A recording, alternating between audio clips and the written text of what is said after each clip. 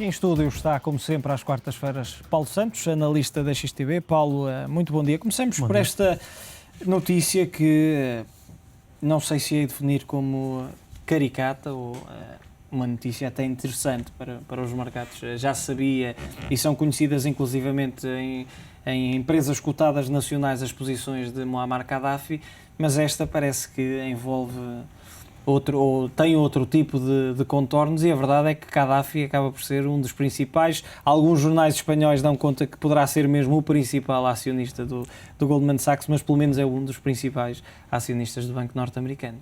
Bem, o Fundo Soberano Líbio era um fundo extremamente vasto, teria pelo menos 60 ou 80 mil milhões de euros, por isso não espanta que algumas posições possam ser relevantes em Goldman Sachs e mesmo noutras empresas, como já se falou nacionais. É uma coisa que decorre da dimensão do próprio fundo também.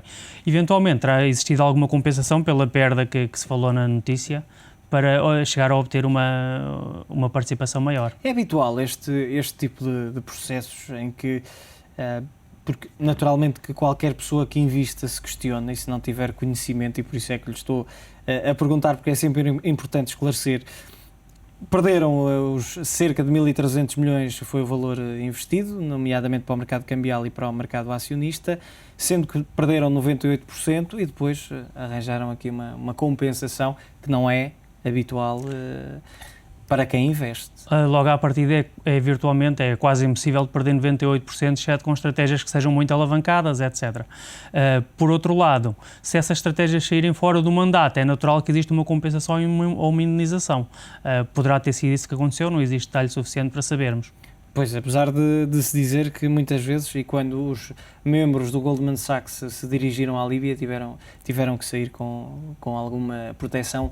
Também houve aqui, não se tratava de um investidor qualquer, houve aqui pressões adicionais ao negócio. Não, e existem outros fundos soberanos também de grande dimensão, fundos que vão até $1 trilhão, e esses fundos, naturalmente, pelo volume que geram de negócio, é possível que em algumas alturas recebam tratamentos preferenciais.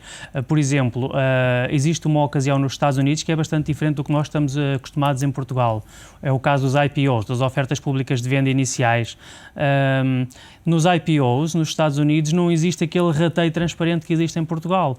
O rateio é essencialmente para friends and family, amigos e família de quem emite as ações, e para os melhores clientes. Os melhores clientes aqui cairiam, por exemplo, sempre nestes fundos soberanos. E aí existiria um tratamento preferencial, porque normalmente nos IPOs as ações sobem muito substancialmente logo no primeiro dia de negociação. Ou seja, é quase o mesmo que dar dinheiro aos friends and family e aos clientes principais. Seria certamente um bom cliente. Exatamente um bom cliente. Olhando, por exemplo, para outra das propostas que terá sido feita e que esteve em negociação, esteve em cima da mesa até julho de 2009, que foi que Gaddafi ficasse com cerca de 5 mil milhões preferenciais do banco, depois investisse 3,7 mil milhões, e esta operação iria ter uma rendibilidade entre os 4% e os 9,25% durante 40 anos. Acaba por ser também... Se bem que, nesse caso, até Warren Buffett também teve ações preferenciais da Goldman Sachs, que agora foram pagas agora exatamente, tinham condições ainda mais favoráveis, na também realidade. de cerca de 5 mil milhões e tínhamos uma taxa também na casa, salvo erro, nos 20% ou 30%, penso que foi.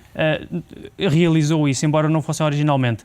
Mas aqui o importante de ver é que existem efetivamente fundos soberanos, entre os quais se inclui a Líbia, que pela sua dimensão acabam por ser muito bons clientes, e por serem muito bons clientes existem ocasiões em que têm tratamentos preferenciais.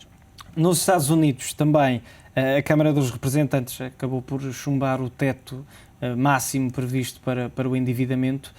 Como é que agora, ou o que é que se vai fazer daqui para a frente, sendo que, e já aqui falamos muitas vezes, o programa de quantitative easing por parte da Fed tem-se mantido, vai-se manter? O programa de quantitative easing deve terminar agora no final de junho. Ultimamente os dados económicos são bastante mais fracos nos Estados Unidos, e embora seja provável que se mantenha o comprometimento de terminar o quantitative easing no final de junho, talvez daí a alguns meses voltem a fazer outro quantitative easing, o quantitative easing 3. Porém, esta questão do limite de dívida é uma questão à parte. Por um lado é uma espécie de teatro, ou seja, esse limite de dívida já foi ultrapassado por um lado e já foi aumentado no passado algumas 14 ou 15 vezes. O que acontece... Agora é mais uma estratégia política do que outra Sim, coisa, é uma espécie de teatro, e já no passado existiu mesmo momentos em que ele foi ultrapassado e que partes do governo tiveram que fechar, mas são partes relativamente pouco relevantes. Ou seja, não é catástrofe que, por um lado, Obama e os democratas talvez fazem crer que seria se não for aprovada a subida.